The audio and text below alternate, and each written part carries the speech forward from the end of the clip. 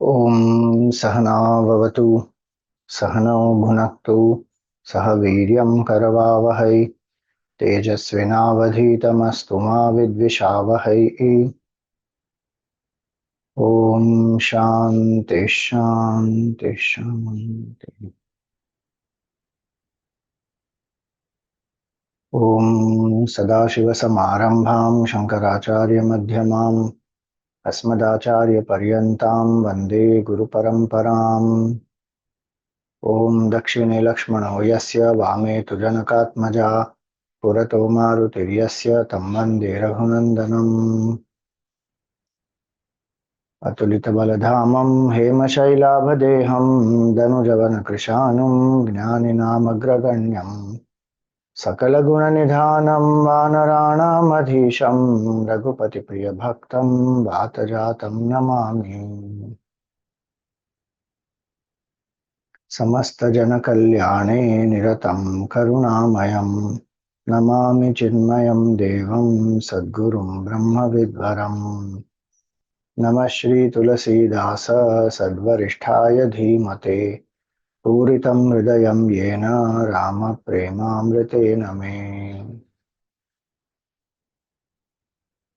हरिओम। सभी को प्रणाम। हनुमान चालीसा का एक बार पाठ करेंगे।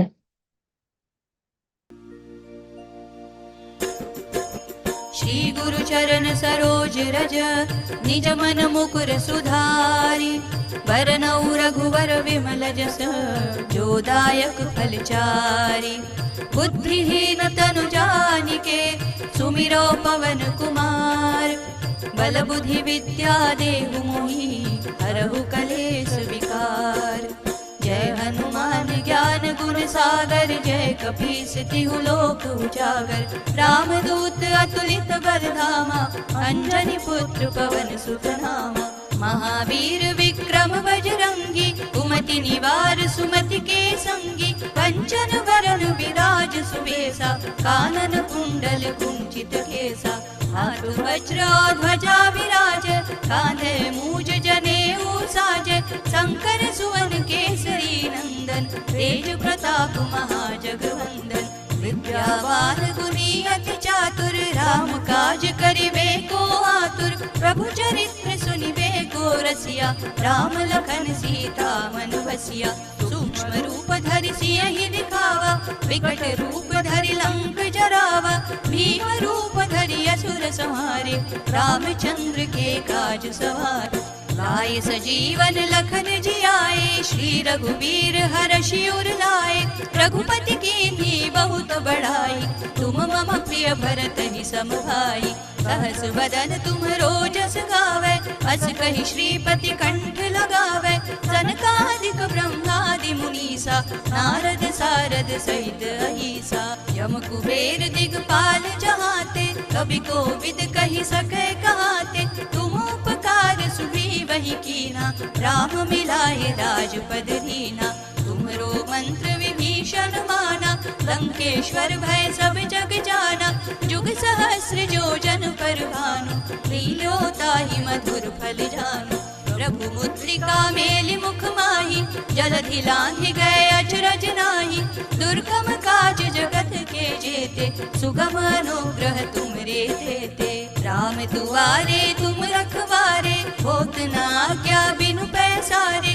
सब सुख लहै तुम्हारी सरना तुम रक्षक काहू को डरना। आपन तेज समारो आपै तीनों लोक हाँकते कापै। भूत पिशाच निकट नहीं आवे महावीर जब नाम सुनावे। नासै रोग हरै सब पीरा जपत निरंतर हनुमत वीरा। संकट ते हनुमान छुड़ावे मन क्रम वचन ध्यान जो लावे।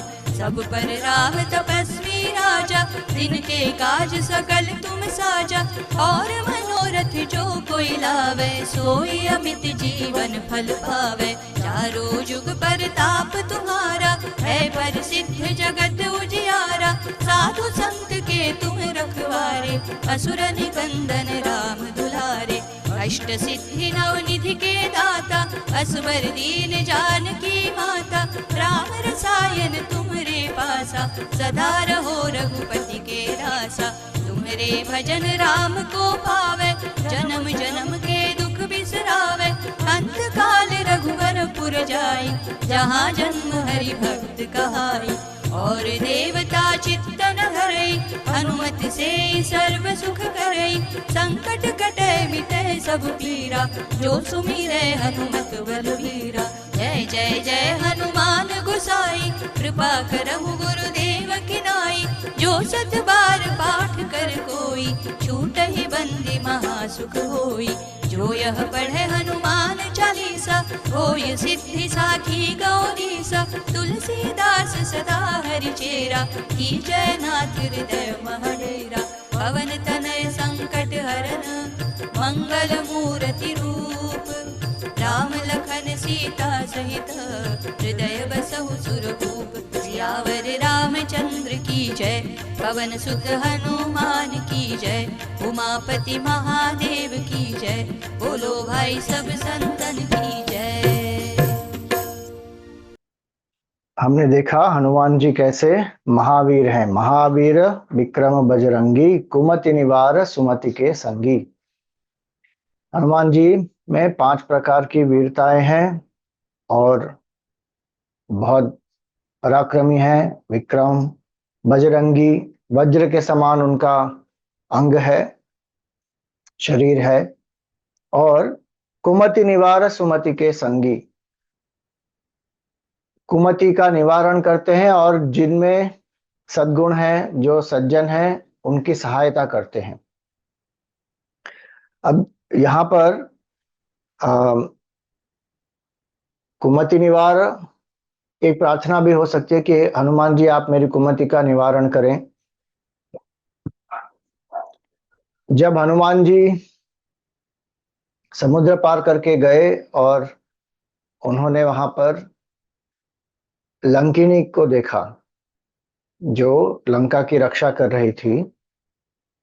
हनुमान जी एक छोटा मशक का रूप लेकर लंका में प्रवेश करना चाहते थे, लेकिन लंकिनी ने उनको पकड़ लिया। सीसीटीवी कैमरा, उस समय की जो सीसीटीवी कैमरा थी वो लंकिनी थी। लंका की सीसीटीवी कैमरा है लंकिनी। तो लंकिनी ने उनको पूछा कि तुम कौन हो, चोर के जैसे क्यों घुस रहे हो लंका में। तो हनुमान जी ने कहा, चोर कौन है? तुम जिनकी रक्षा कर रही हो वो चोर है, क्योंकि उन्होंने सीता जी का हरण किया है। मैं राम जी का दूत हूं। मैं सीता जी के बारे में जानने के लिए यहां पर आया हूं। तो चोर तुम किसको कह रही हो? तुम जिसकी रक्षा कर रही हो वो चोर है। जब लंकिनी ने और विरोध किया तो हनुमान जी ने एक घूसा मारा उसके सर पे, और उस समय लंकिनी को यह समझ में आ गया कि अब रावण का जो है अंतकाल आ चुका है। क्योंकि ब्रह्मा जी ने लंकिनी से ये कहा था कि एक वानर आएगा और वो वानर तुम्हें एक घूसा मारेगा और पूरी लंका को भी जलाएगा। जब ये होगा तब समझना कि रावण का अंतकाल बहुत समीप है और तुमको भी रावण से मुक्ति शीघ्र ही मिलेगी। उसके बाद लंकिनी रावण की लंका की रक्षा कर रही थी, लेकिन लंकिनी को भी बहुत त्रास हो गया था रावण का, और लंकिनी को भी मुक्ति प्राप्त करनी थी रावण के त्रास से। अब इसका संबंध क्या है यहाँ पर कुमति से? कुमति का अर्थ एक ये भी होता है कि परवर्टेड इंटेलेक्ट, जो जैसा है वैसा न देखकर उसको एक विकृत भाव से देखना, उसको कहते हैं परवर्टेड इंटेलेक्ट। वो कुमति है। चोर कौन है? वो रावण है। लेकिन लंकिनी चोर किसको बुला रही है? हनुमान जी को। इसी तरह परवर्टेड नोशंस बहुत सारे होते हैं हमारे दिमाग में, और उसको मोह भी कहते हैं। और इसलिए यहाँ पर कहते हैं हनुमान जी, कुमति निवार। हनुमान जी से प्रार्थना है कि कुमति का निवारण करें हनुमान जी। हमारे मन में भी ऐसे बहुत सारे विचार हैं जो बहुत ही विकृत उसका स्वरूप है। जो जैसा है वैसा न देखकर उसमें कोई और ही गलत गुण को आरोपित करना।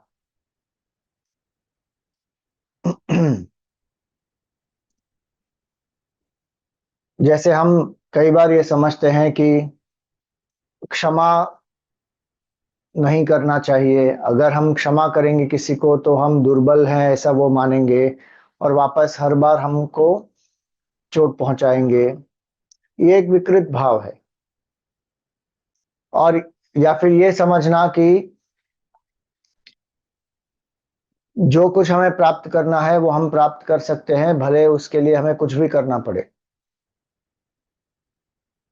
उसमें क्रोध भी हो सकता है, ईर्ष्या भी हो सकती है, कोई अहंकार, ऐसा जो भाव होता है कि एनीथिंग इज जस्टिफाइड। जैसे लोग कहते हैं ना, in love and war everything is justified. That is a perverted notion, वो गलत धारणा है। हमें जो कुछ भी प्राप्त करना है धर्म के आधार पर प्राप्त करना है, अधार्मिक भाव से प्राप्त नहीं करना है। रावण, आप देखेंगे कितनी सारी चीजें जो रावण ने प्राप्त की वो अधार्मिक रूप से प्राप्त की। और आजकल जो लोग मानते हैं रावण को, इतना महान मानते हैं, वो ही एक कुमति है।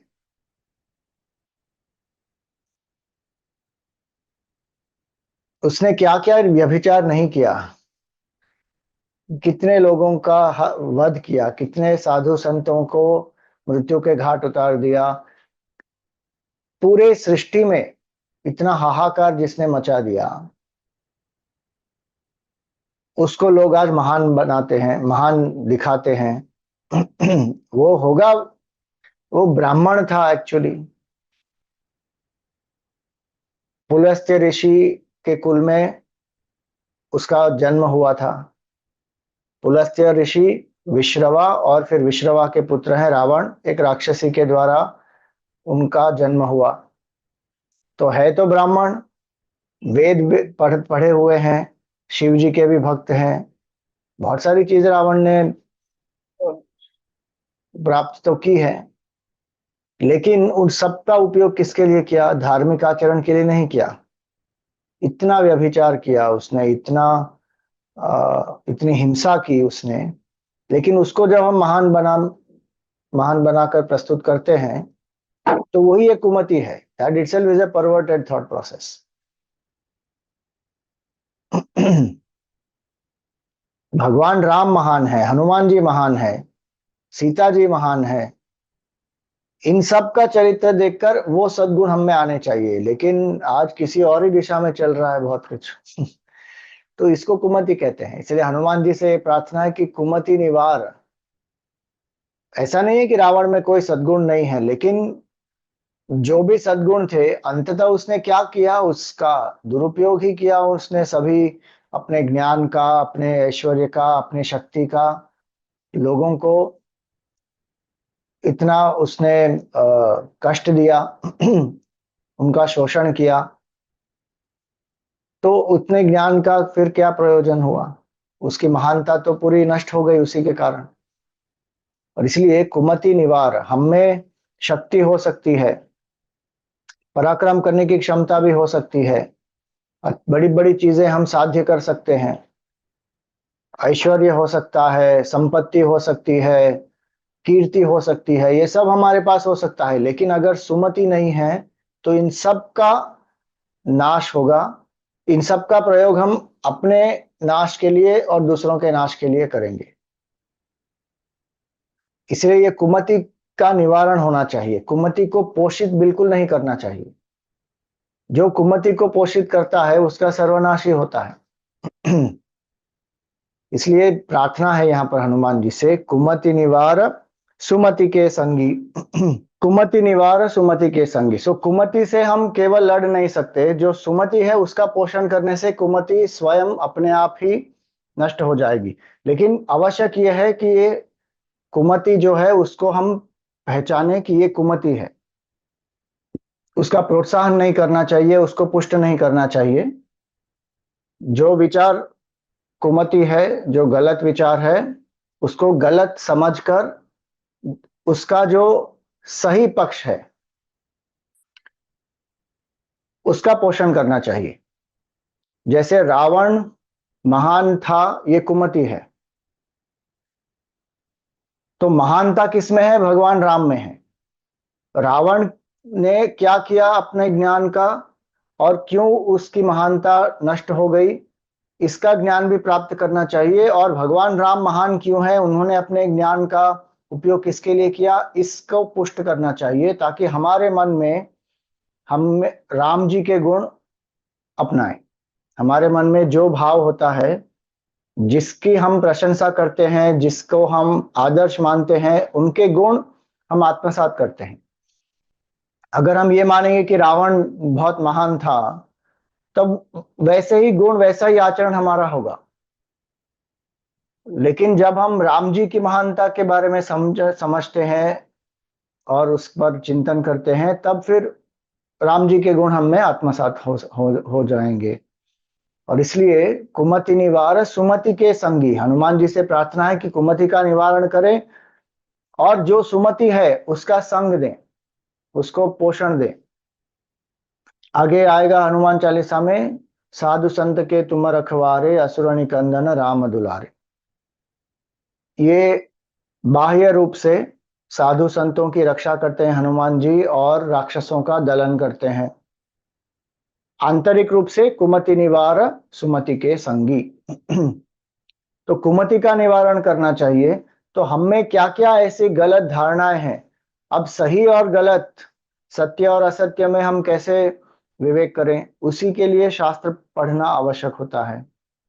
कई बार जीवन में ग्रे एरियाज आ जाते हैं, लेकिन उन ग्रे एरियाज में शास्त्र के आधार पर हम अपने आप को एक अनासक्त भाव में स्थित करके अगर हम विचार करें, तो हमको प्राप्त हो जाएगा कि सत्य क्या है और असत्य क्या है।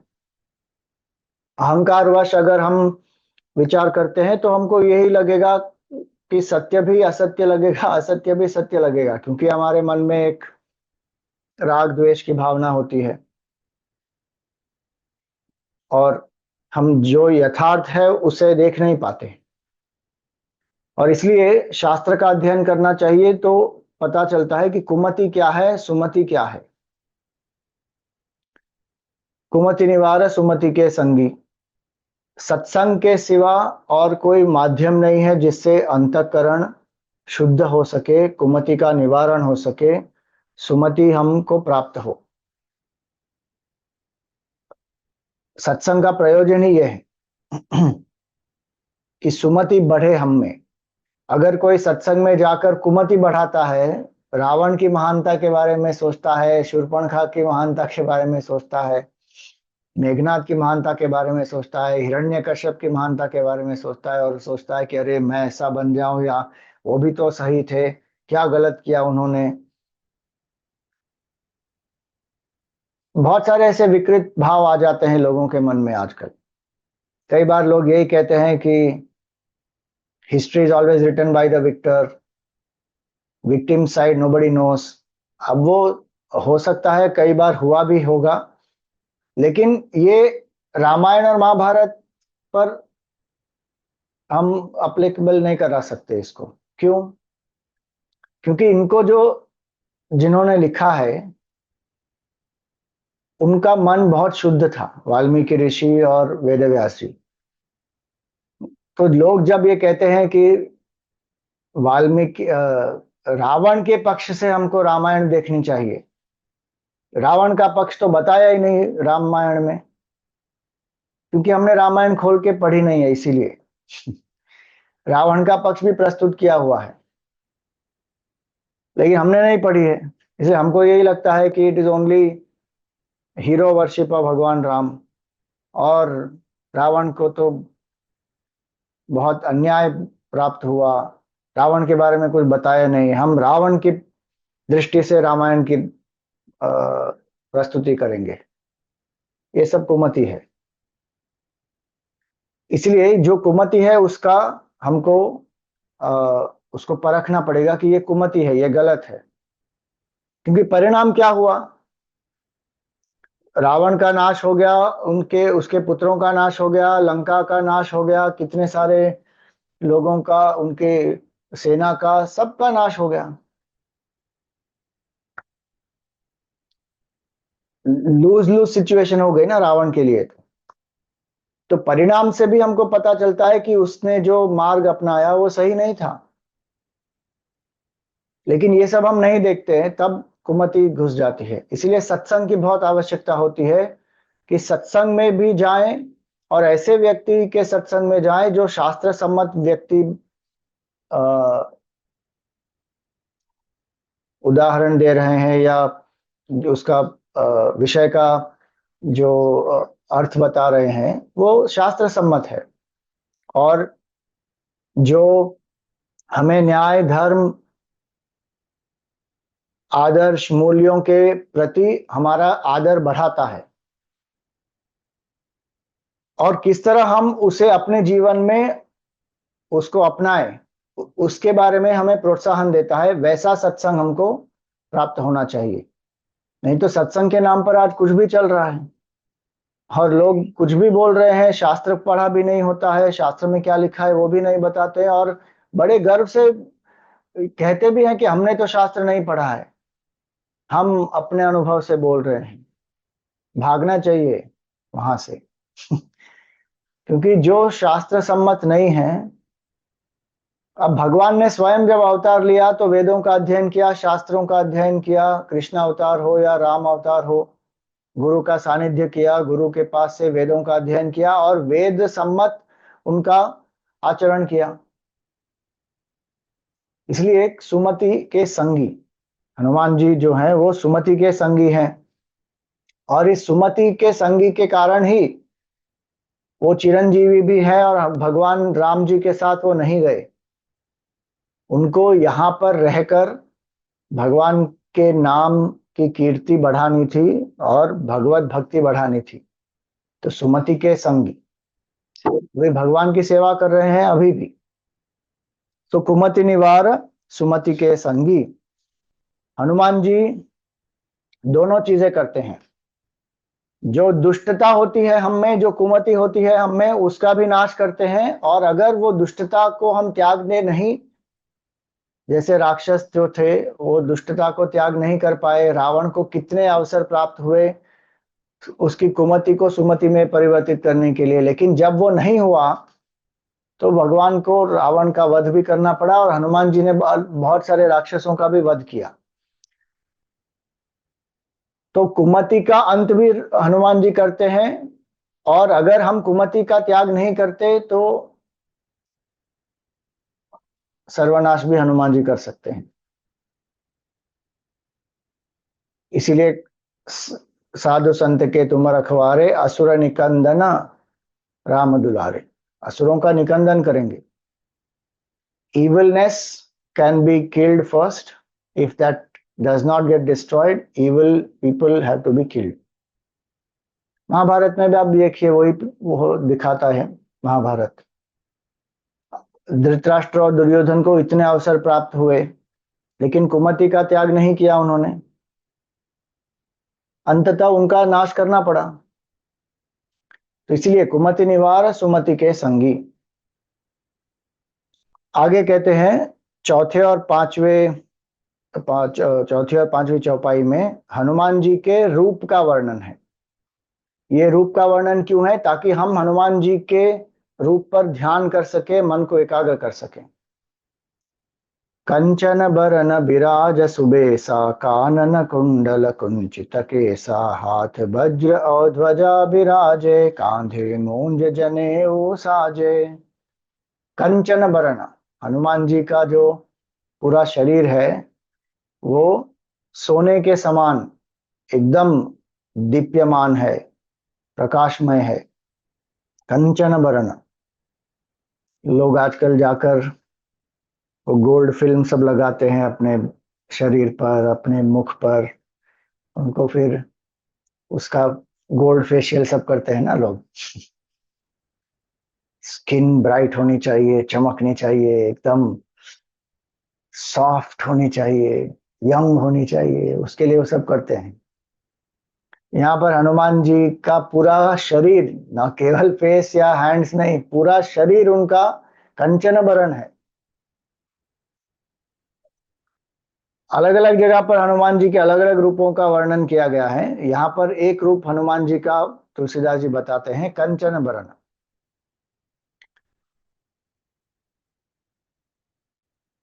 लोगों को टैनिंग भी करनी होती है, धूप में जाकर सो जाएंगे, स्किन को टैन करेंगे, इतना सारा हम करते हैं शरीर को एकदम आकर्षित बनाने के लिए।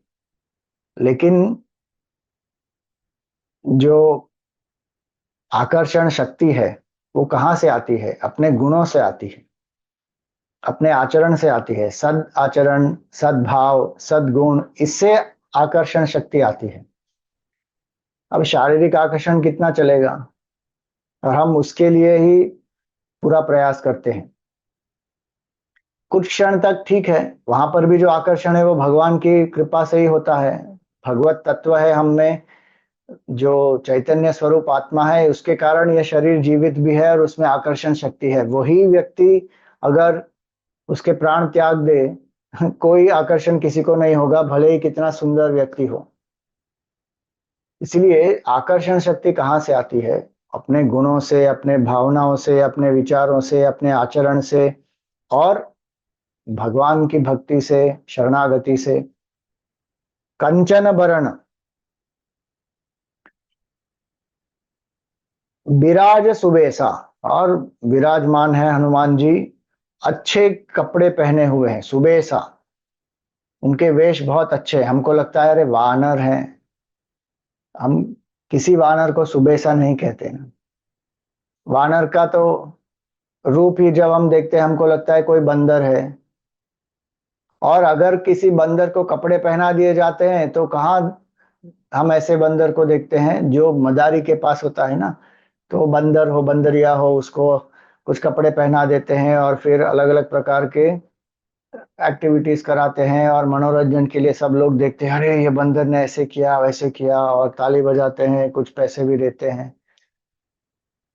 साधारण रूप से तो किसी वानर को हम कपड़ों के साथ नहीं देखते। वानर और बंदर एक नहीं है, तो पहले भी हमने स्पष्टीकरण किया है। लेकिन यहां पर क्या कहा गया? कंचन बरण विराज सुबेसा। उनका पूरा वेश जो है वो बहुत ही सात्विक भाव है। उनको देखकर मन शांत हो सकता है, उनको देखकर व्यक्ति के मन में शक्ति का संचार होता है, भक्ति का संचार होता है, शरणागति का भाव उत्पन्न होता है। इसीलिए वो सुबेस है। और वो बाल ब्रह्मचारी हैं आजीवन। इसीलिए उनका जो सुवेश है वो किसी को आकर्षित करने के लिए अपने तरफ और कोई संबंध बनाने के लिए नहीं है। हमको, हम अपने आप को क्यों इतना आकर्षित बनाना चाहते हैं? क्योंकि लोग हमारे बारे में अच्छी बात करें। एक जीवन में एक अवस्था होती है जब हमको किसी संगिनी या संगी की आवश्यकता होती है। अपने आप को व्यक्ति आकर्षित बनाता है ताकि योग्य पार्टनर मिल जाए जीवन में। लेकिन हनुमान जी का प्रयोजन क्या है? हनुमान जी का प्रयोजन केवल यह है कि भगवान की भक्ति लोगों के मन में जागे, उनको और कोई भाव ही नहीं है। इसीलिए कंचन बरन विराज सुबेसा। क्या है उनके रूप में? और कानन कुंडल, कानों में वो कुंडल पहनते हैं। बहुत सारे हमारे स्टीरियोटाइप बन गए ना आज। लोग क्या समझते हैं कि अरे ईयर रिंग्स तो सिर्फ लड़कियां पहनती हैं, औरतें पहनती हैं, और अगर लड़के पहनेंगे तो उसको पंक कहा जाएगा, उसको एकदम कोई स्टाइल कर रहा है ऐसा कहा जाएगा। और पहनेंगे तो भी एक ही पहनेंगे, दो नहीं पहनेंगे, या लोग उसको चिढ़ाएंगे, अरे लड़की है क्या। ये स्टीरियोटाइपिंग है। यहाँ पर जो एक्यूप्रेशर एक्यूपंक्चर जो भी करते हैं ना, उसमें भी बहुत कुछ बताया जाता है कि why this has to be pierced.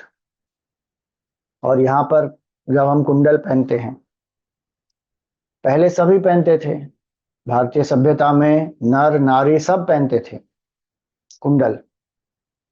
कर्णवेद जो है ना, वो एक संस्कार है।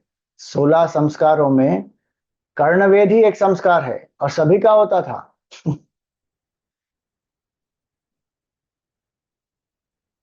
पुंसवान, सीमंतोन्नयन, जातकर्म इत्यादि जो संस्कार है ना, उसमें एक संस्कार है कर्णवेद। कर्ण का वेद होता है कुंडल पहनने के लिए। उसके साइंटिफिक बेनिफिट्स भी बहुत सारे हैं, और स्पेसिफिक मेटल के कुंडल हम पहनते हैं। वो केवल शो के लिए नहीं है, वो हेल्थ के लिए भी है। आजकल तो कहीं पे भी कुछ भी पियर्स कर देते हैं लोग, उनको लगता है कि वो मॉडर्न है, लेकिन कई बार उनको पता नहीं होता। जैसे मैं पढ़ रहा था कहीं पे, पूरा जो हमारा अ, कान है, उसमें अलग अलग पॉइंट्स जो हैं वो अलग अलग शरीर के एनर्जी पॉइंट से जुड़ा हुआ है। इसलिए अगर आप कहीं पे भी कुछ भी पियर्सिंग करेंगे तो उसका आपके हेल्थ पर क्या प्रभाव होगा, वो जान के करना चाहिए, नहीं तो कई बार उसका उससे हानि भी हो सकती है। सेफेस्ट है यहाँ पर। और रिसर्च कर सकते हैं आप, तो आपको पता चलेगा कुंडल क्यों पहनते हैं हमारे संस्कृति में, और उसका क्या महत्व है। कानन कुंडल।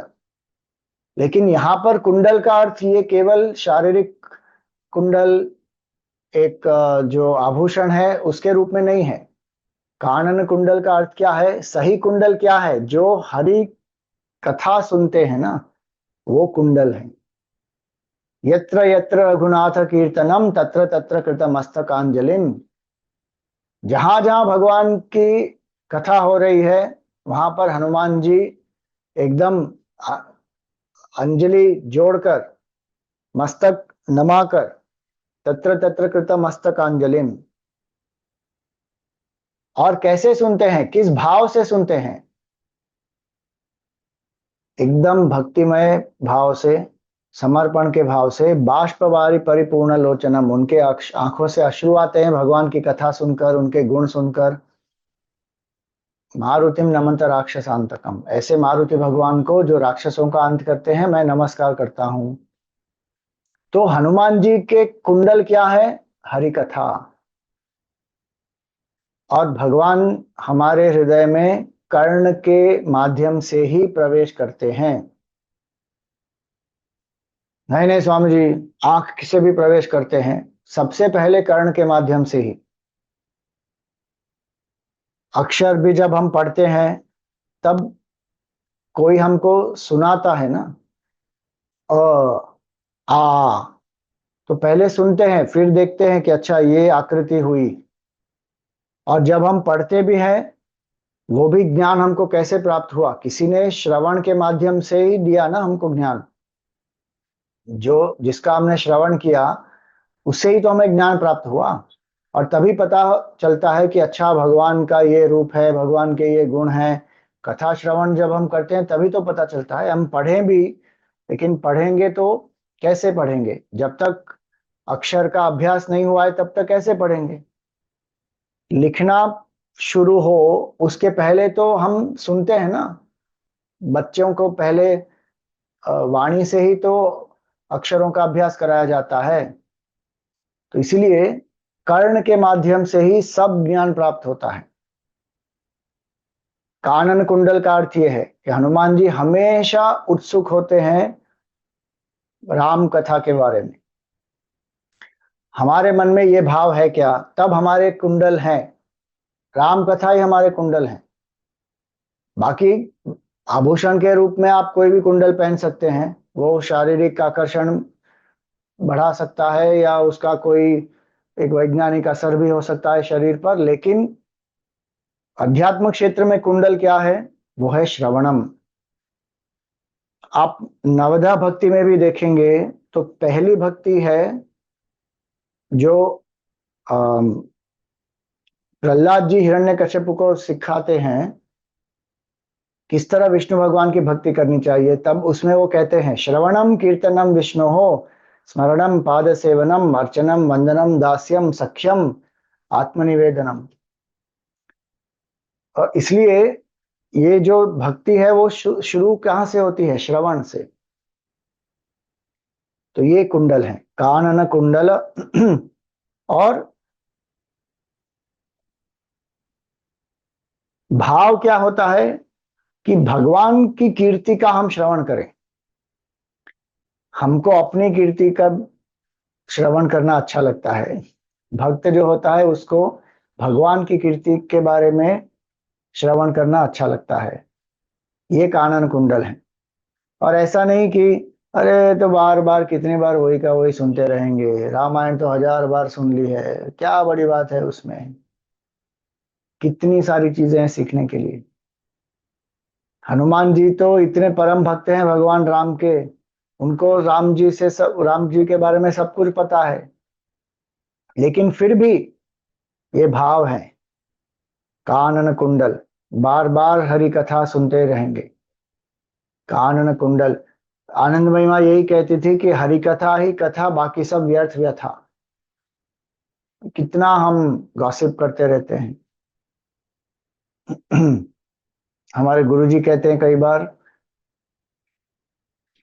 कि जब हम लोगों के बारे में बात करते हैं तो it is gossip, but gossip of the Lord becomes the gospel.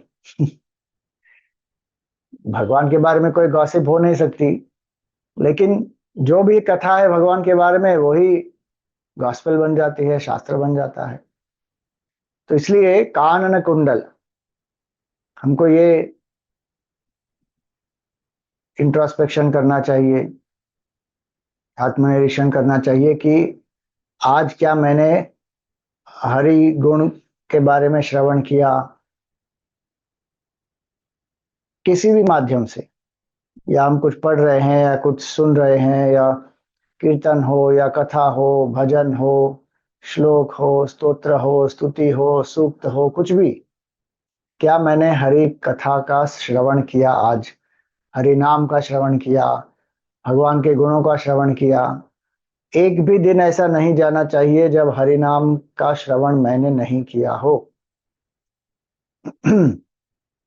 दुर्लभ होता है हरि नाम का श्रवण। हमको लगता है कि अरे ये तो बहुत साधारण है, नहीं होता साधारण। कितने लोगों को भगवान का नाम तक श्रवण करने का सौभाग्य प्राप्त नहीं होता। इसलिए श्रवण। कानन कुंडल कुंचित केशा, उनके केश जो है वो कुंचित हैं, कर्ली हेयर।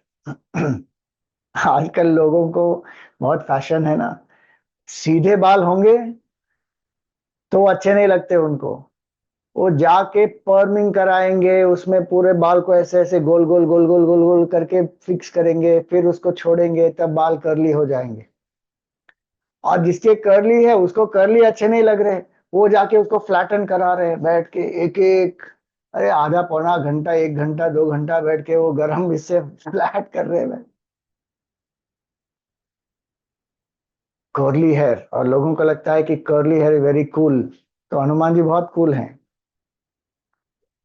कानन कुंडल कुंचित केसा।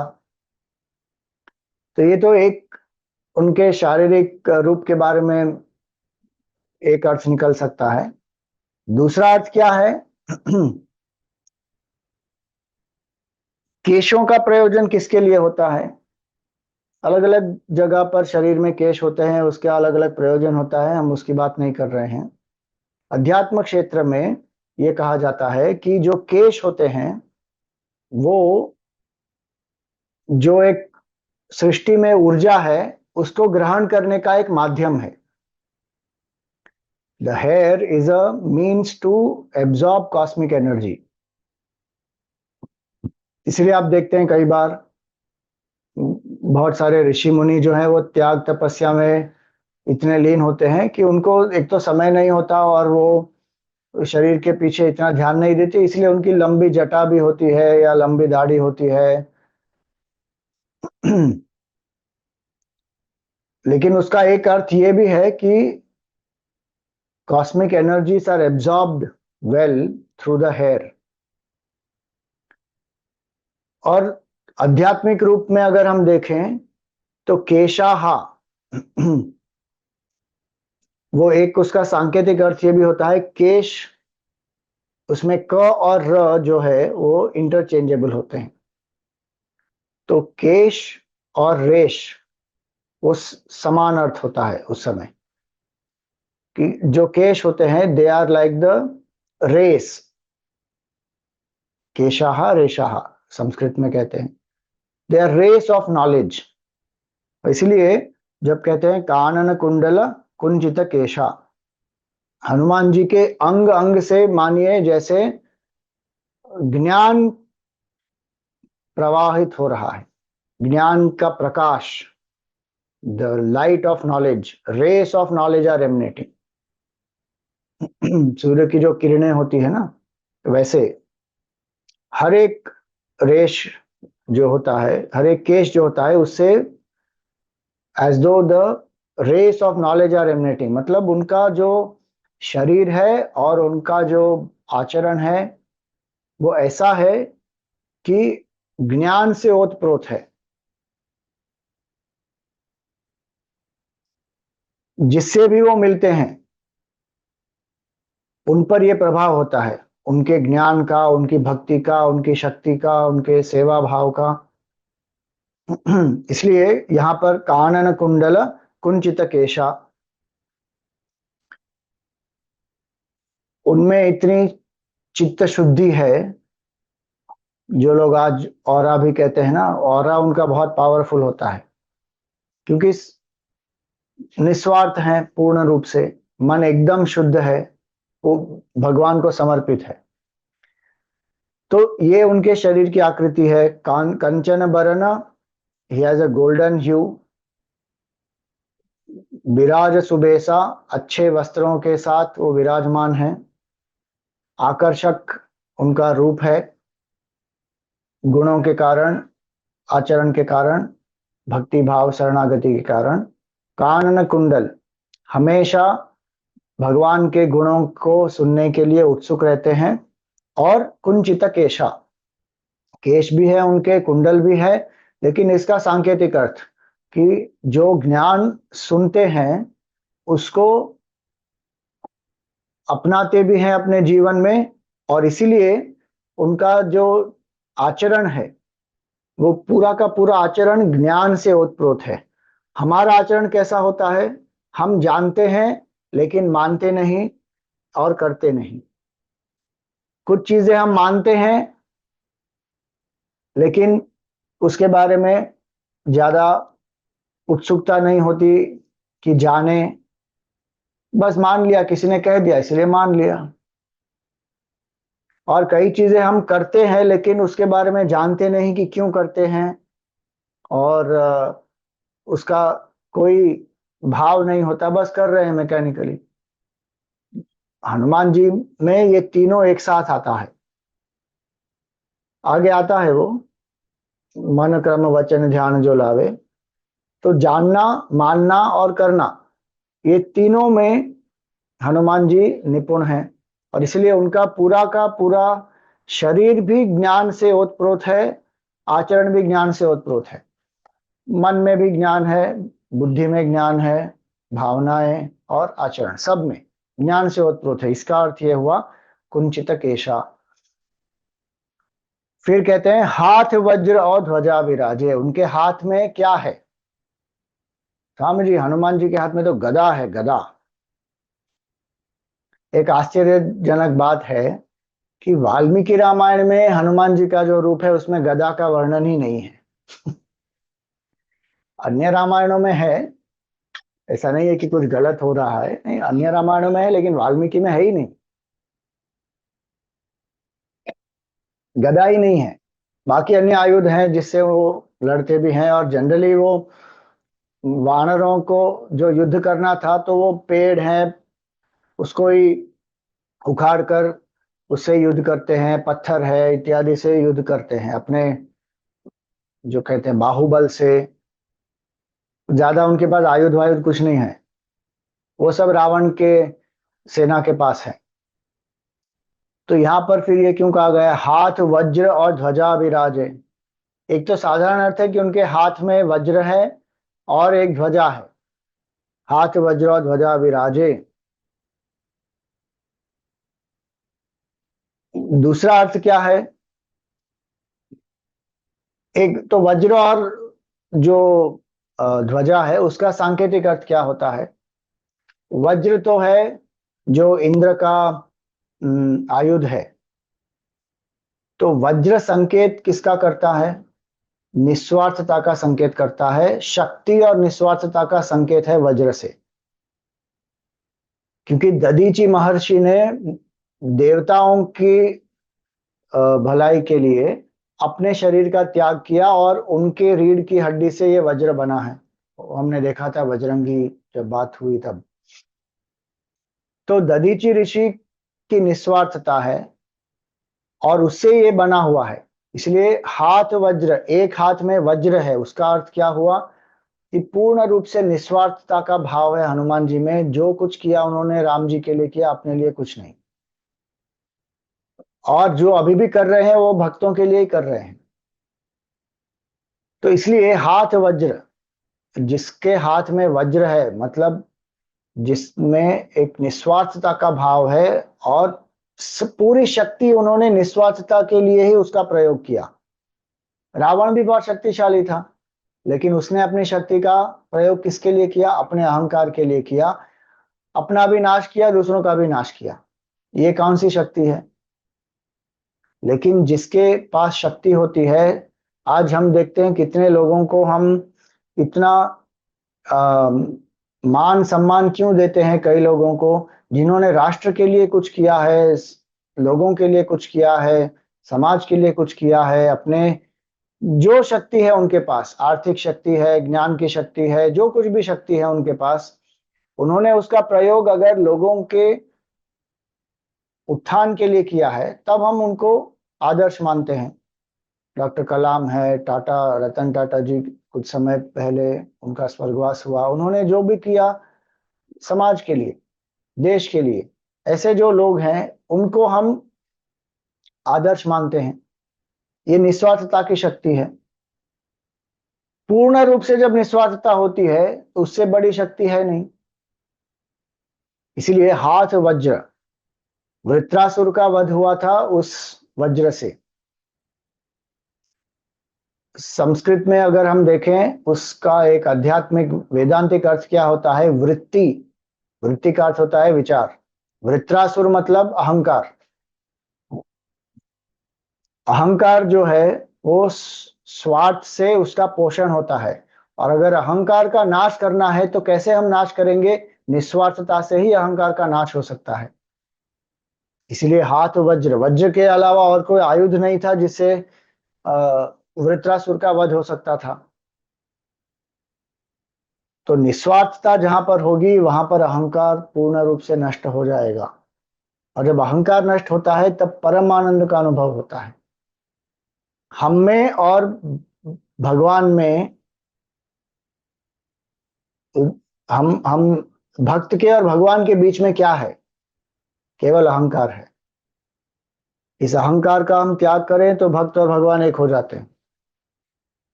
पूरी साधना उसी के लिए है कि अहंकार का त्याग करें। और अहंकार का त्याग कैसे होगा? निस्वार्थ सेवा से। किसकी सेवा? भगवान की सेवा। शुरुआत में हम कह सकते हैं कि समाज की सेवा, परिवार की सेवा, देश की सेवा, संस्कृति की सेवा इत्यादि हम सेवा कर सकते हैं निस्वार्थ भाव से, लेकिन धीरे धीरे हमको उससे भी ऊपर उठ के जो कुछ हम करें देश के लिए तो करें ही, लेकिन भगवान को समर्पित होकर करें कि भगवान ने मुझे यहाँ पर रखा है, ये कर्म भगवान को समर्पित है पहले, फिर देश के लिए जो करना है मैं करूंगा। ये भाव जिसमें होता है वो पूर्ण रूप से कर्मयोगी होता है। और इसलिए हाथ वज्र, जिसके हाथ में वज्र है, ध्वजा विराजे, जिसके हाथ में ध्वजा है, किसकी ध्वजा है? भगवान राम की कीर्ति की ध्वजा है, राम जी की कीर्ति। ध्वजा कीर्ति का प्रतीक होता है, ध्वजा एक सफलता का प्रतीक होता है। तो शक्ति और सफलता, किसकी शक्ति? निस्वार्थता की शक्ति। और किसकी सफलता? भगवान की सफलता। दोनों में भगवान की ही महत्ता है। निस्वार्थता भी किसके लिए? भगवान की सेवा के लिए। सफलता भी जो है वो भगवान के लिए, अपने अहंकार की पुष्टि के लिए नहीं, भगवान का कार्य सफल हो, भगवान की भक्ति लोगों में ज्यादा से ज्यादा बढ़े, भगवत भाव बढ़े, ये कीर्ति है। राम नाम की कीर्ति, भगवान के रूप की कीर्ति, उनके गुणों की कीर्ति, उनके कथा की कीर्ति, उनके नाम की कीर्ति, अलग अलग कीर्ति जो है भगवान की, उसकी ध्वजा हनुमान जी के हाथ में है। हाथ वज्र और ध्वजा विराजे।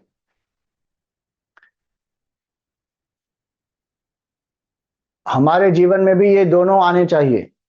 मैनेजमेंट की दृष्टि से अगर हम देखें तो if you have a higher vision, think beyond yourself, तो वो है, दैट इज अ फ्लैग। वो सफलता का एक रहस्य यही है कि थिंक बियॉन्ड योर सेल्फ, और फिर उसको उस ध्येय के लिए पूर्ण रूप से समर्पित होकर काम करें। If both these come into us, all our power is dedicated for a higher purpose, सफलता प्राप्त हो जाएगी। जो अपने बारे में सोचता है, the greatest cause of unhappiness is thinking about I, small I. वो रोग है एक्चुअली, इसीलिए हमारे शास्त्रों में उसको रोग कहा गया, भव रोग है वो।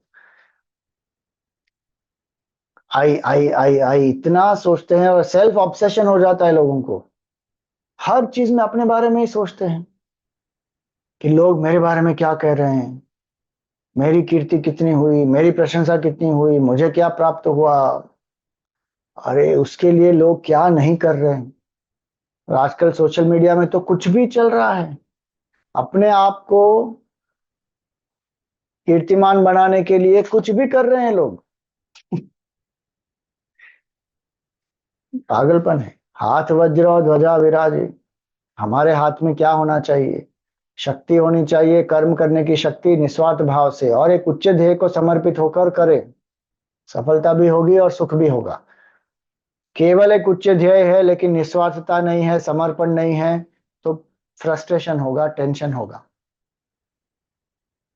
इसलिए हाथ वज्र और ध्वजा विराजे। गुरुदेव इतने बड़े बड़े प्रोजेक्ट्स ले लेते थे लेकिन उसमें उनका कोई स्वार्थ नहीं था, जो कुछ भी किया सब समाज के लिए। वॉलेंटियर्स की भी कमी होती है, पैसों की भी कमी होती है, कई बार बाकी दूसरे कष्ट भी आ जाते हैं, लेकिन भाव सेवा का है, निस्वार्थता का है।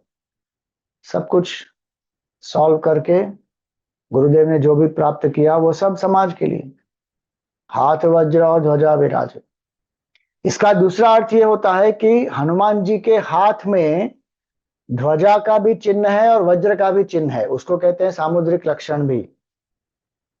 जैसे महान लोग जो होते हैं उनके हाथों में, पैरों के तलवों में अलग अलग जगह पर एक सांकेतिक चिन्ह होते हैं। जैसे भगवान राम जी के चरणों में आप देखें तो शंख चक्र गदा पद्म इत्यादि के चिन्ह होंगे। वैसे ही लोग गौतम बुद्ध के चरणों में, महावीर जी के चरणों में, अलग अलग महान जो संत हुए उनके हाथों में, चरणों में ऐसे चिन्ह देखते हैं, वो प्रस्तुत होते हैं वहां पर। इसलिए यहाँ पर हाथ वज्र और ध्वजा विराजे का अर्थ ये भी होता है कि उनके हाथ में ध्वजा और वज्र के क्या कहते हैं, निशान थे या मार्क्स थे। हाथ वज्र और ध्वजा विराजे, कांधे मूंज जनेऊ साजे, और उन्होंने क्या धारण किया है? मूंज से बनी हुई जनेऊ। ये जनेऊ जो है ना, वो वेद अभ्यास के अधिकार का प्रतीक है कि अब व्यक्ति को वेद अभ्यास करने का अधिकार प्राप्त हुआ है। और कब वो प्राप्त होता है? जब व्यक्ति को ये जनेऊ संस्कार दिया जाता है, और उपनयन संस्कार कहते हैं उसको। जनेऊ तो इसको जो बनी हुई होती है, अब तो धागे से बनाते हैं लोग, सूत से बनाते हैं, लेकिन कुछ समय पहले मुंजा मुंजा जो घास होती है ना, उससे भी बनाते थे। और इसलिए यहाँ पर मूंज जनेऊ कहा गया है, मूंज से बनी हुई जनेऊ। एक प्रकार का घास है इशिका, उसको अगर आप क्या कहते हैं, if you tear it, separate it, उसके बीच में से ये मूंज निकलता है। उस मूंज से उस सबको एकत्रित करके कोई प्रोसेस करके फिर उससे बनती है ये मूंज जनेऊ। तो जनेऊ का अर्थ क्या है? आज लोग क्या समझते हैं, oh no, he is very casteist।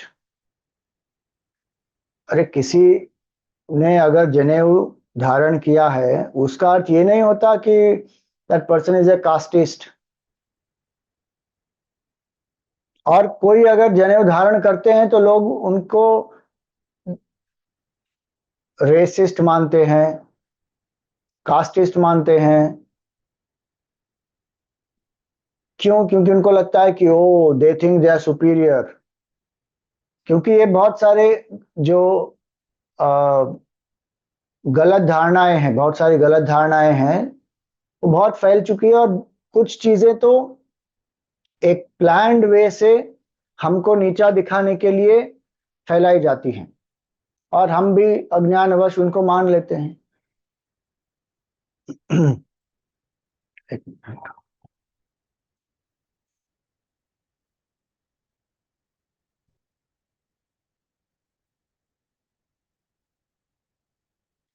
और इसलिए ये जनेऊ का महत्व क्या है, आप देखिए।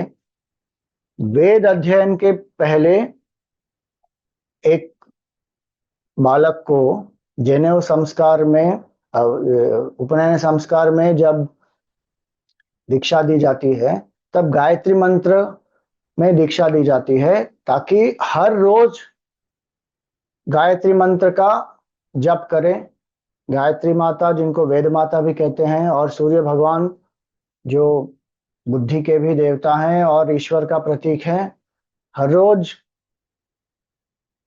व्यक्ति सूर्य की उपासना करे, गायत्री माता की उपासना करें, और प्रार्थना करें कि हम सबकी बुद्धि सूक्ष्म हो। वो व्यक्तिगत प्रार्थना नहीं है, वो पूरी सृष्टि के लिए प्रार्थना है कि भगवान धियो यो नः, नः का अर्थ होता है हम सब। मम धियो प्रचोदयात ऐसा नहीं कहा, मम धियः प्रचोदयात ऐसा नहीं कहा उसमें, उस मंत्र में धियो यो नः प्रचोदयात, कि हम सबकी बुद्धि को भगवान प्रकाशित करें, ताकि हम धर्म के मार्ग पर चले, ताकि हम वेदों का सार जो है तत्वमसि अद्वैत का हम अनुभव कर सकें, अपने स्वरूप को जान सकें। और इस भाव से जनेऊ धारण किया जाता है कि मैं वेदों का अध्ययन करूं, और उस अध्ययन के लिए मेरे पास अधिकार होना चाहिए। अधिकार का अर्थ होता है यहाँ पर क्वालिफिकेशन, एलिजिबिलिटी। अधिकार का अर्थ ये नहीं होता कि राइट। ये हमारा दुर्भाग्य है कि हमको जो अर्थ जिस शब्द का जिस भाषा में लेना चाहिए हम वो नहीं लेते, और उसका दूसरी भाषा में अर्थ निकाल लेते हैं, और फिर इतना उसके ऊपर कुप्रचार करते हैं लोग, और हम भी मान लेते हैं। ब्राह्मण को केवल अधिकार है वेद पढ़ने का। किसने कहा? शास्त्र में तो ये नहीं कहा। शास्त्र में तीनों वर्णों को वेद पढ़ने का अधिकार है, और संस्कार जनेऊ का दिया जाता है, उपनयन संस्कार किया जाता है, और जनेऊ धारण करने का अधिकार है। ब्राह्मण को भी, क्षत्रिय को भी, वैश्य को भी, स्त्री को भी, पुरुष को भी। केवल शूद्र को इसका अधिकार नहीं था। क्यों? क्योंकि उसके बुद्धि में इतना तमोगुण भरा होता है कि वो वेद का अध्ययन कर ही नहीं पाएगा। अगर किसी व्यक्ति में वो प्रवृत्ति ही नहीं है बैठकर वेदों का अध्ययन करे, जिसमें ज्यादा शारीरिक क्षमताएं हैं, बौद्धिक क्षमता बहुत विकसित नहीं है, उस व्यक्ति को जबरदस्ती क्यों लाएंगे यहां पर? तो इसलिए वो वर्ण व्यवस्था जो है वो गुणों के आधार पर है और कर्मों के आधार पर है, जन्म के आधार पर नहीं है। और इसलिए जो जनेऊ धारण करते हैं, उस जनेऊ में 3 धागे होते हैं और एक ग्रंथि होती है, उसको ब्रह्म ग्रंथि कहते हैं। उन 3 धागों का अलग अलग सांकेतिक अर्थ है। एक तो है त्रिगुण, सत्व, रजस और तमस। और ये तीनों गुण कहां से आते हैं? तो वो जो ब्रह्म ग्रंथि है वो ब्रह्म का प्रतीक है, कि ब्रह्म से ही ये तीनों गुण आते हैं। ब्रह्म, उसकी शक्ति माया, माया से त्रिगुण। जब व्यक्ति को गायत्री मंत्र का जप करना होता है जनेऊ धारण के उपरांत, तो हर रोज व्यक्ति को वो ब्रह्म ग्रंथि को पकड़ के फिर गायत्री मंत्र का जप करना होता है। वो ब्रह्म ग्रंथि को पकड़ने का अर्थ क्या होता है? कि मैं जो कुछ कर रहा हूं इसीलिए कर रहा हूं ताकि मेरे कर्तव्यों का पालन हो और वेदों का अध्ययन करूं, वेदों के अनुसार मेरा जीवन हो, धार्मिक जीवन हो, और ऐसा जीवन जो भगवान को समर्पित हो। इस तरह कर्म करते हुए अपने चित्त को शुद्ध करूं, एकाग्र करूं और अपने स्वरूप का ज्ञान प्राप्त करूं। तो मेरे जीवन का लक्ष्य है ब्रह्म। बचपन से जब व्यक्ति को ये पता होता है कि मेरे जीवन का लक्ष्य ब्रह्म है और मेरा स्वरूप अनंत है, अजन्मा है, अविनाशी है, अजर है, अमर है, और जीवन का एक लक्ष्य प्राप्त है अपने जीवन में कि मुझे जो कुछ भी करना है इस मुख्य ध्येय के लिए करना है। जो कुछ मुझे इस ध्येय की तरफ ले जाएगा मैं वो कर्म करूंगा, जो मुझे इस ध्येय से दूर ले जाएगा मैं वो कर्म नहीं करूंगा। इतनी सुंदर शिक्षा है, इतनी सुंदर प्रणाली है।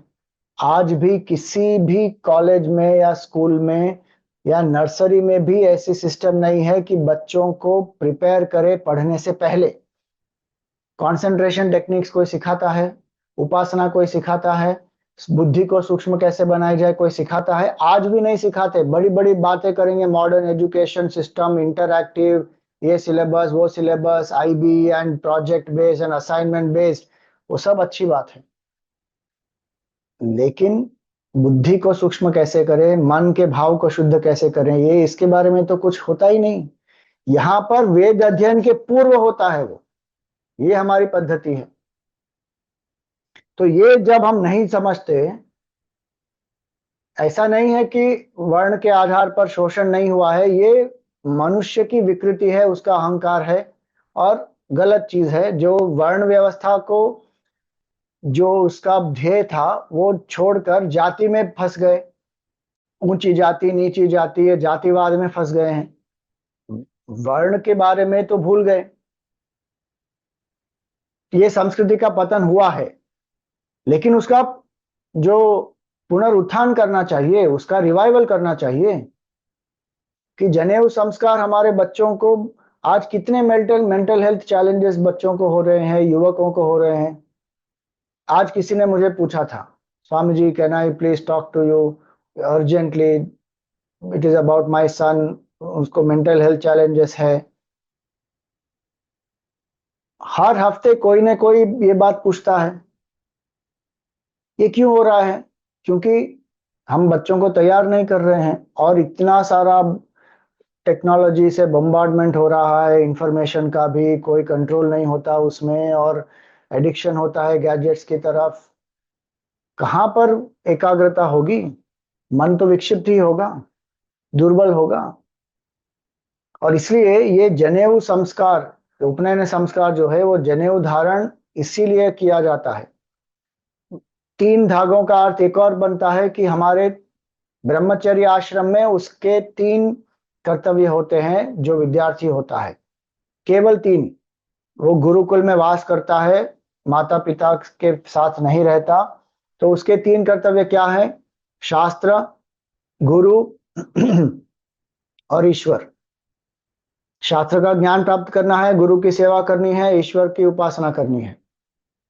और इन तीनों का प्रयोजन क्या है?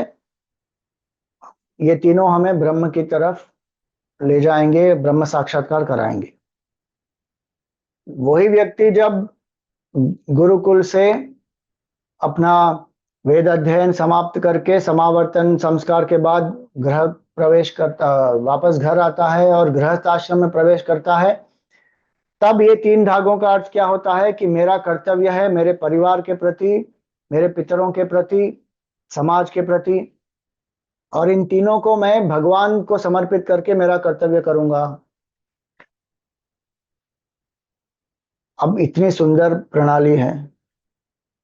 तो हनुमान जी वेद पढ़े हुए हैं, वेद पारंगत हैं, सूर्य भगवान से उन्होंने वेदों का ज्ञान प्राप्त किया, और इसीलिए वो मूंज है, उनके मूंज जनेऊ है, कांधे मूंज जनेऊ साजे, इस कंधे से लेकर नीचे की ओर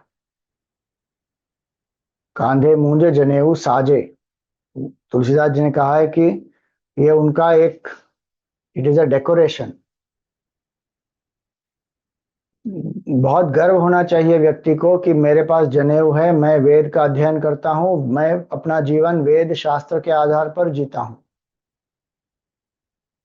ये हमारे बच्चों में और युवकों में इसके बारे में जितना हम प्रचार करें, ज्ञान उनको दें, अच्छा होगा।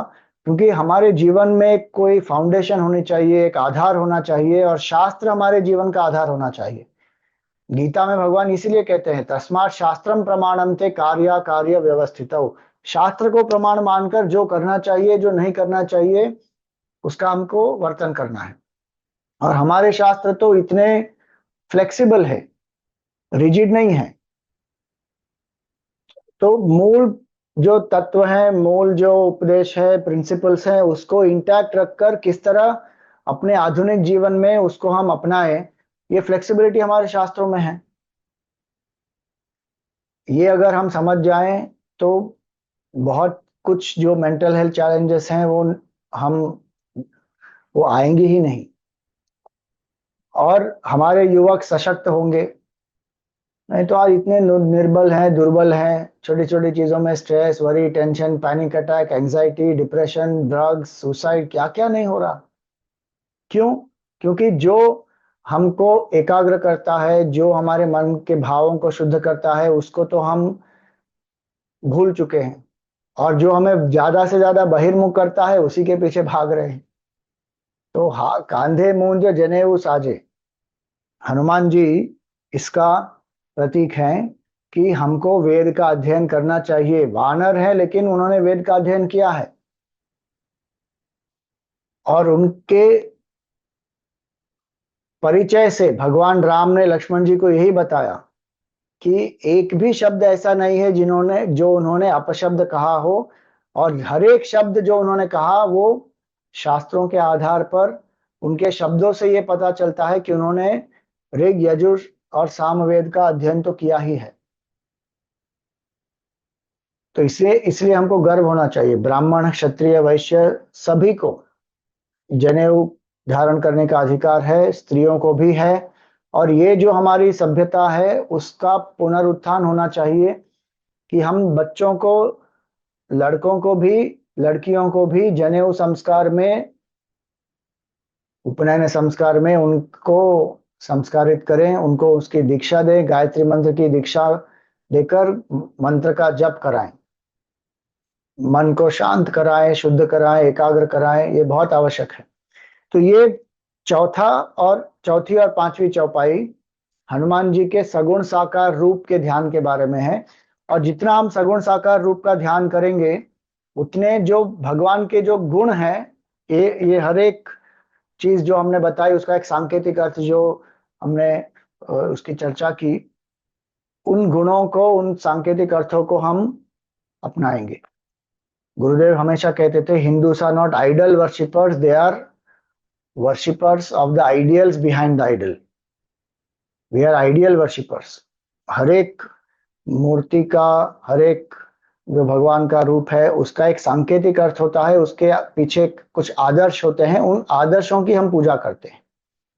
हम मूर्ति पूजा नहीं कर रहे हैं, हम देव पूजा कर रहे हैं, हम आदर्शों की पूजा कर रहे हैं। तो भगवान के रूप के द्वारा हम ये सब अपने अंदर आत्मसात करते हैं। आज यहीं पर विराम करेंगे। किसी को कोई प्रश्न हो तो पूछ सकते हैं।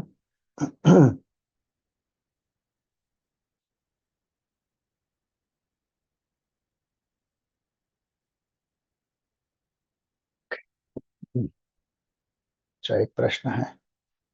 हाँ। हरिओम स्वामी जी, मेरा कि जब ब्रह्मचारी लोग जब दीक्षा लेते हैं, तो काफी लोग जब वो दीक्षा लेते हैं तो देखा गया है मोस्टली कि सब लोग अपना हेड को मुंडन करते हैं। और आपने अभी ये बात स्पष्ट करी कि केश एक टाइप की ऊर्जा प्राप्त मतलब के लिए रहता है। तो मतलब इसमें दोनों में कॉन्ट्रास्ट है मतलब। केवल दीक्षा के समय होता है ना वो तो। दीक्षा के बाद थोड़ी कंटिन्यूसली वो मुंडन करते हैं, दीक्षा के समय मुंडन क्यों करते हैं? और नहीं, वो एक चोटी भी रखते हैं ना, जो ब्रह्मचारी दीक्षा जब लेते हैं तो एक चोटी भी रखते हैं। वहां पर केशों का अर्थ क्या होता है? केशों का अर्थ एक ये भी होता है कि केश से हमें देहात्म भाव बढ़ता है, इसलिए लोग अपने केश को इतना सजाते हैं, संवारते हैं ना। और देहात्म भाव कम होना चाहिए, और इसके लिए मुंडन किया जाता है। और चोटी इसीलिए रखी जाती है कि बाकी सब इच्छाओं का आप त्याग करो, केवल गुरु, शास्त्र और ईश्वर, इनके प्रति आपका समर्पण होना चाहिए, बाकी सब इच्छाओं का त्याग करो। और इसलिए ब्रह्मचारी दीक्षा जब लेते हैं, मुंडन जब करते हैं, संस्कार, उपनयन संस्कार के समय, तो ये सांकेतिक अर्थ होता है। और गुरुकुलवास के समय भी अलग अलग समय पर मुंडन किया ही जाता है। क्योंकि यही भाव होना चाहिए कि जीवन में भोग की इच्छा, धन प्राप्ति की इच्छा इत्यादि जो है वो गृहस्थ आश्रम में, उसको शास्त्र कहते हैं कि आप धार्मिक रूप से इसका अर्जन करें। लेकिन ब्रह्मचर्य आश्रम में केवल गुरु, शास्त्र और ईश्वर, इसके प्रति आपका समर्पण होना चाहिए, आपकी एकाग्रता होनी चाहिए। और इसलिए संस्कार के समय तो मुंडन किया ही जाता है, लेकिन गुरुकुलवास में भी अलग अलग समय पर हर 1 महीने 2 महीने में मुंडन किया जाता है, वो चोटी रखकर। ये इसका सांकेतिक अर्थ है। और स्वामी जी, एक और प्रश्न था। नॉर्मली बच्चों में उपनयन संस्कार की सही उम्र क्या होती है? मतलब कब तक उनकी करते हैं? 5 साल से लेकर शुरू हो जाता है, आइडियली 5 से 9 के बीच में खत्म हो जाना चाहिए। आजकल तो लोग क्या कर रहे हैं, विवाह के एक दिन पहले जनेऊ संस्कार और उपनयन संस्कार करते हैं, उसका कोई अर्थ ही नहीं होता है। और वो कहते भी है पंडित को, मैं अपने माता पिता के लिए कर रहा हूँ, विवाह के बाद मैं इसको निकाल दूंगा, मैं कोई मंत्र जप करने वाला नहीं हूँ। क्योंकि अज्ञान है, उनको पता नहीं क्यों कर रहे हैं, क्या कर रहे हैं। उपनयन का अर्थ ही क्या होता है कि जो पिता है, माता है, पिता है, वो गुरु के पास अपने बच्चे को लेकर जाते हैं। उप मतलब पास, नयन मतलब नी, नयति मतलब ले जाना। गुरु के पास बच्चे को ले जाते हैं और गुरु उनको गायत्री मंत्र में दीक्षा देते हैं, और फिर गुरुकुलवास में उनका वेद अध्ययन शुरू हो जाता है। इसीलिए उसको उपनयन संस्कार कहा जाता है। अब यहाँ पर तो गुरु भी नहीं है, वेद का अध्ययन भी करने वाले नहीं है, विवाह के एक दिन पहले कर रहे हैं, उसका क्या मतलब हुआ? ये हमारी संस्कृति का पतन इसी कारण हुआ है। किंतु स्वामी जी, अगर जैसे आजकल के युग में अभी आप जैसे बोलो कि गुरुकुल के वक्त में जब बच्चे जाते थे तो गुरु के पास वास करके तभी विधि होती थी। पर अगर आप कलयुग में देखो, जैसे अगर कोई गुरुकुल सिस्टम अभी जैसे नहीं है, तो फिर आप कहाँ कराएंगे उपनयन? मतलब अब नहीं तो कहीं पे भी हो सकता है, गुरु करेंगे आवश्यक नहीं है, पंडित भी कर सकता है। हमारे मंदिरों में तो होता ही है ना, जगदीश्वर मंदिर में तो हो ही रहा है उपनयन संस्कार। तो उपनयन संस्कार तो कर ही सकते हैं। और अगर गुरुकुलवास नहीं है तो भी मुख्य बात क्या है कि हमारे वेदों का अध्ययन होना चाहिए। अगर उस समय जैसे होता है वैसे नहीं हो रहा है तो जो स्कूल में जा रहे हैं वहां पर बाकी ज्ञान तो प्राप्त कर रहे हैं, उसके साथ शिशु विहार है, बाल विहार है इत्यादि, उसके द्वारा उनको हम वेदों का ही तो ज्ञान दे रहे हैं, लेकिन सिंप्लीफाइड वे में दे रहे हैं। अब जैसे जैसे रुचि बढ़ेगी वैसे वैसे और आगे और बढ़ते जाएंगे, और फिर डीपर स्टडी भी हो सकता है व्यक्ति का। तो हमको ये ढूंढना है कि हम कैसे कर पाए, और उन चीजों को जो पहले होता था आज के युग में हम उसको कैसे वापस अ, अपने आचरण में ला सकते हैं। और बहुत सारी जगह पे आज भी करते हैं लोग। आज भी ऐसा नहीं है कि गुरुकुल है ही नहीं, बहुत सारी जगह पे आज भी गुरुकुल है। वेदों का अध्ययन करने के लिए लोग जाते हैं, वेद पाठशालाएं भी चलती हैं। हम कुछ लोग जो हैं उसको उसकी महत्ता को जानते हैं और इसीलिए अपने बच्चों को भेजते भी हैं ऐसे गुरुकुलों में, आश्रमों में, जहां पर वो रहकर डिग्री भी प्राप्त करते हैं और वेद का अध्ययन भी करते हैं। पूरे भारत में है, ऐसे इंस्टीट्यूशन भी हैं। आप रिसर्च करेंगे आपको मिल जाएंगे। साउथ में भी है, नॉर्थ में भी है, बहुत सारी जगह पे है। इसीलिए ये हमको करना ही चाहिए अपने ही तरीके से।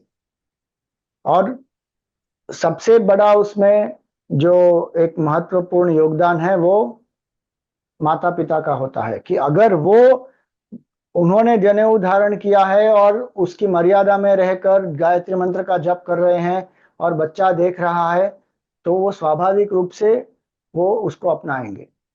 तो वो व्यक्ति को वहां से शुरू करना चाहिए। अब किंतु अगर माँ बाप ने नहीं किया हो तो तो फिर अभी करो, बस। अभी कर सकते हैं, उसमें क्या बड़ी बात है। ठीक है स्वामी, धन्यवाद। हरिओम। हरिओम। स्वामी जी नमस्कार। आ, आपने जो जनेऊ के बारे में बात की है उसके इतनी इम्पोर्टेंस है। हम लोग चिन्मय मिशन में जो मेंबर्स हैं काफी सालों से we have not gone through this ritual. तो आपको लगता नहीं कि नहीं you can start a formalize this as a program जिससे देखिए, हम लोग सब। फॉर्मलाइज एज ए प्रोग्राम वो तो इम्पोजिशन हो जाएगी। पोजीशन नहीं, those who are willing. Exactly, so those are willing, हमारे आश्रमों में व्यवस्थाएं तो है उसके लिए, कर सकते हैं। हम मुंबई में अभी ये प्रयोग तो कर ही रहे हैं कि बाल विहार के बच्चों को बताते हैं, पेरेंट्स को बताते हैं, फिर उनका जनेऊ संस्कार कराते हैं। तो ये प्रचार के द्वारा हम कर ही रहे हैं, बट वो इंडिविजुअल डिसीजन होता है फाइनली। सुविधाएं प्राप्त करा सकते हैं, पंडित है, पुजारी है, मंदिर है, संस्कार की विधि है, मंत्र है, उसका अर्थ क्या है, उसका महत्व क्या है, वो सब के बारे में हम बताते हैं। गुरुदेव ने तो एक जगह पर यह भी कहा था एक व्यक्ति को, जब जब किसी ने गुरुदेव से पूछा कि स्वामी जी, जने गायत्री मंत्र तो पहले जमाने में क्या होता था कि लोगों को ये संस्कार था कि जल्दी सुबह उठेंगे और जाएंगे नदी के पास, नदी में स्नान करेंगे और सूर्य की तरफ अभिमुख होकर नदी का जल अर्घ्य के रूप में सूर्य को प्रदान करेंगे गायत्री मंत्र का जप करते हुए। अब तो नदियां है ही नहीं, अब क्या करेंगे, अब हमारे घर के पास तो हम सिटी में रहते हैं। ऐसे ऐसे सवाल उन्होंने पूछे। तो गुरुदेव ने क्या जवाब दिया पता है? उन्होंने कहा कि doesn't matter, you go into your kitchen, open your tap, take the water, see that the sun, chant the mantra and you do the offering. तो एडाप्टेशन जो है वो गुरुदेव तो कहते थे। और गुरुदेव के समय गुरुदेव स्वयं कितने लोगों का जनेऊ संस्कार उन्होंने अटेंड किया है, उनको आशीर्वाद दिया है। तो we have to do that, and formally as an organization, those who are convinced by it, we should tell in our classes। बाल विहार क्लासेस में सब हम बोल ही सकते हैं, युवा केंद्र के क्लासेस में भी हम बता सकते हैं, एंड देन टेल देम कि this is can be done. Chinmay mission में एक प्रयोग हम ये कर रहे हैं कि यहाँ पर अगले साल हमारे प्लान में है वो कि वर्ष एक साल में एक बार जैसे हम श्राद्ध का रिचुअल करते हैं ना, वैसे हम 1 साल में एक बार मुंबई में हमारा ये प्लान है कि जनेऊ संस्कार किया जाएगा, लड़कों का और लड़कियों का, दोनों का। और एडल्ट्स का भी। हाँ, अब वो एडल्ट्स का भी हम क्योंकि नेक्स्ट अभी स्टेप में वो लाएंगे। माता पिता ही नहीं करेंगे, जैसे आप बता रहे थे, माता पिता नहीं करेंगे तो बच्चों में कहाँ से आएगा? तो हम ही लोग शुरू करते हैं इस उम्र में। कर सकते हैं, जिनको वो भावना है करने के लिए, वो उनके लिए भी करेंगे फिर। तो वो हम यहाँ पर कर रहे हैं, बट पूरे चिन्मय मिशन के स्तर पर तो फिर वो स्वामी जी, स्वरूपानंद जी उसका निर्णय ले। नहीं, आप अपने यहाँ के लेवल से शुरू हाँ, करें, बम्बई से। अब मैं बम्बई के बाहर हूँ, पर वी कैन बराबर, कम ओवर, ऐसा हो बराबर, सकता है। हरिओम। बराबर। Thank you. Right.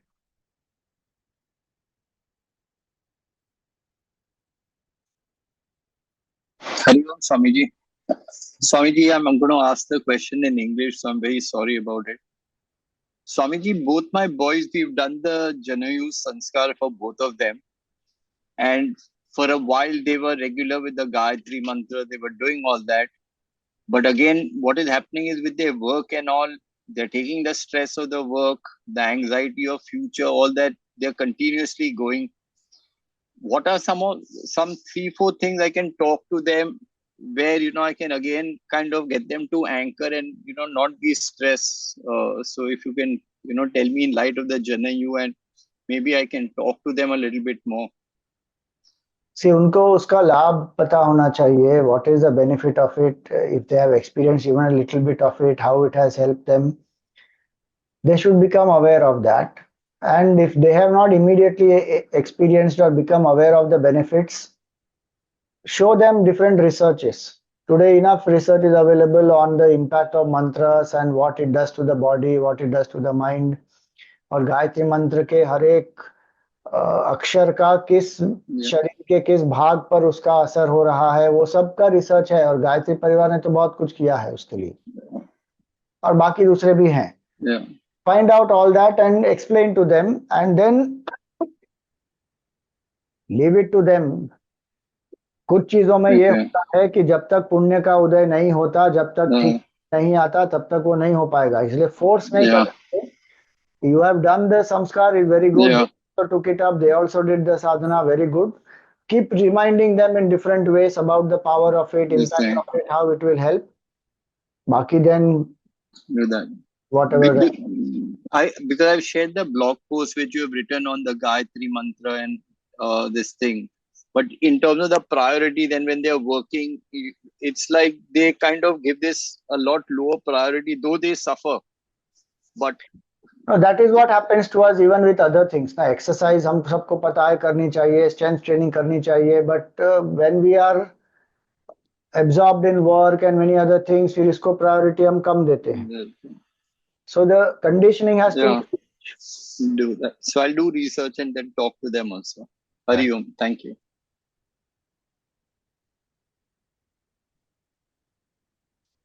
Okay, last question, Deepti ji. Hariom Swami ji. मुझे ये जानना था कि जैसे अभी आपने कहा कि जनेऊ संस्कार स्त्रियों का, लड़कियों का भी होना चाहिए, तो आपके सजेशन में कैसे होगा? जैसे कि अभी मेरी बेटी है करीब 26 ईयर की, तो पहले उनका कराना चाहिए या फिर उनको बता के, या हाँ एज ए पेरेंट हमको पहले करना चाहिए? या तो 50+ है, तो इस चीज को आप कैसे? देखिए, जब भी कोई परिवर्तन हम लाते हैं, उसका अपोजिशन तो कुछ होगा, तो you should be ready for that. Because सामान्य रूप से अगर आप देखेंगे, समाज में लड़कियों का अभी नहीं कर रहे हैं लोग। वैदिक काल में सबका होता था, उसके बाद अलग अलग प्रकार के आक्रमण हुए, अलग अलग बाकी कारण है जिसके कारण स्त्रियों का जो संस्कार है वो नहीं होता, और उसके लिए बहुत सारे लोग, उनके अलग अलग धारणाएं भी हैं। तो करना है, अगर हम we are convinced, then it can definitely be done. दोनों का हो सकता है। साधना की एक पद्धति है वो, बात इतनी सी है, it is a method of sadhana, और हमको वो साधना करनी है। हमारा ये विश्वास है कि इसकी आवश्यकता है और हमने किया, और उसके आधार पर हम साधना करना शुरू करेंगे। ये दृढ़ संकल्प होना चाहिए, और बाकी अगर लोग कुछ कहें उसको झेलने की एक क्षमता होनी चाहिए कि भाई ठीक है, जो भी होने वाला है हम अपने लिए कर रहे हैं, this is my choice, I want to do this. इसका कोई दुष्परिणाम तो होगा नहीं, सात्विक मंत्र है और भगवान की साधना कर रहे हैं, आराधना कर रहे हैं। अगर किसी को आपत्ति होती है उसमें, that they have to handle. वेदों के प्रमाण भी दे सकते हैं कि पहले ऐसे ऐसे होता था, लोग भी करते थे और वेदों का अध्ययन भी होता था। ऋषिकाएं हैं जिनको वेदों के मंत्र के दृष्टा भी हुए हैं ऋषिकाएं, और गुरु पत्नियां भी हुई हैं जिन्होंने वेदों का ज्ञान भी दिया है लोगों को। तो इसीलिए ये पहले होता था और हम उसी परंपरा के अंतर्गत ये कर रहे हैं, और ये स्पष्टता होनी चाहिए तो फिर हो सकता है।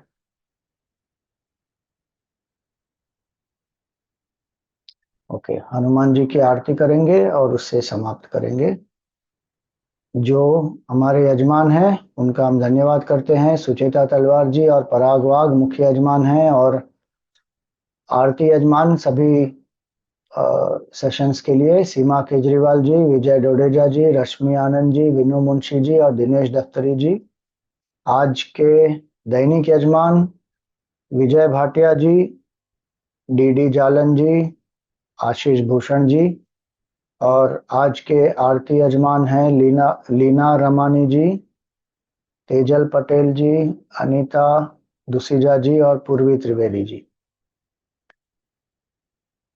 इन सबका धन्यवाद, और इन सब पर भगवान की कृपा, इनके परिवार पर और सभी जो साधक हैं उन पर भगवान की कृपा बनी रहे, और भगवान हमें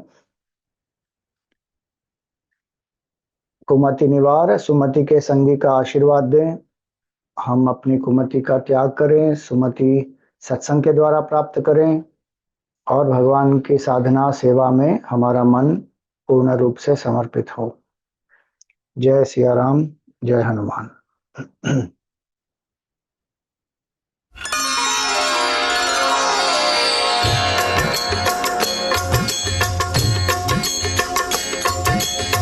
आरती की जय हनुमान लला की, दुष्ट दलन रघुनाथ कला की। आरती की जय हनुमान लला की, दुष्ट दलन रघुनाथ कला की। आरती की जय हनुमान लला की। जाके बल से गिरिवर कांपे, जाके बल से गिरिवर कांपे। रोग दोष जाके निकट न झापे, रोग दोष जाके निकट न झापे। अंजनी पुत्र महाबलदाई, संतन के प्रभु सदा सहाई। आरती की जय हनुमान लला की। देवीरा रघुनाथ पठाए, देवीरा रघुनाथ पठाए। लंका जारी सिय सुधिलाए,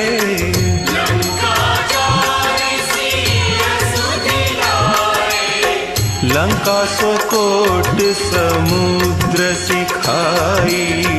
जात पवन सुत बार न लाई। आरती की जय हनुमान लला की। लंका जारी असुर संहारे, लंका जारी असुर संहारे। सीता राम जी के काज संवारे, सीता राम जी के काज संवारे। लक्ष्मण लक्ष्मण मूर्छित पड़े सकारे, आनी संजीवन प्राण उबारे। आरती कीजे हनुमान लला की। बैठी पताल तोरी जमकारे,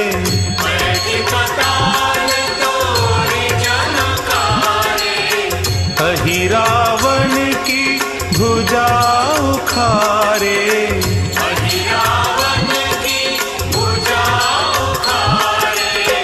बाएं भुजा सुर दल मारे, दहिने भुजा संत जन तारे। आरती कीजे हनुमान लला की। सुर नर मुनि आरती उतारे,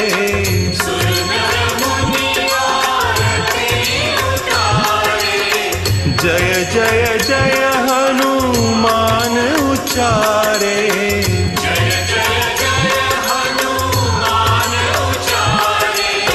कंचन थार कपूर लौ छाई, आरती करत अंजना माई।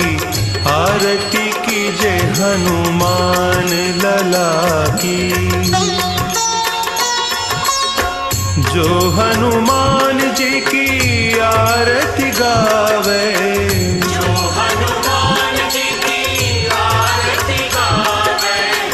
बसी बैकुंठ परम पद पावे।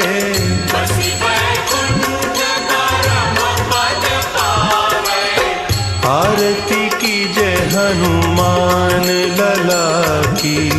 दुष्ट दलन रघुनाथ कला की।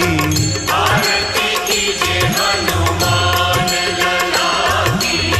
दुष्ट दलन रघुनाथ कला की। आरती कीजे हनुमान लला की। बोलिए सियावर रामचंद्र की जय, पवन सुत हनुमान की जय, उमापति महादेव की जय। बोलो भाई सब संतन की जय। श्री सद्गुरुनाथ महाराज की जय।